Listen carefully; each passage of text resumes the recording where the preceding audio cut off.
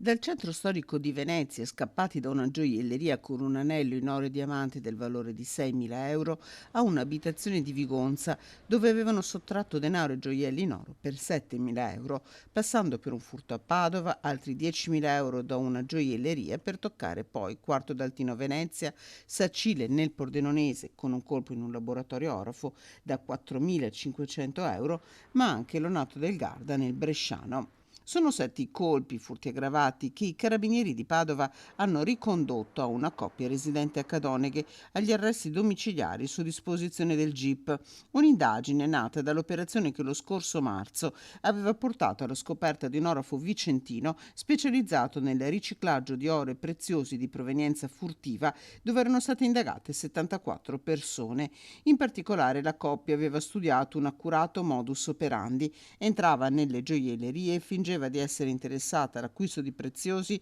e poi, dopo aver distratto gli addetti, si impossessava di questi nascondendoli in una borsa. Azioni documentate attraverso le immagini registrate dalle telecamere delle gioiellerie colpite e dal riconoscimento da parte delle vittime.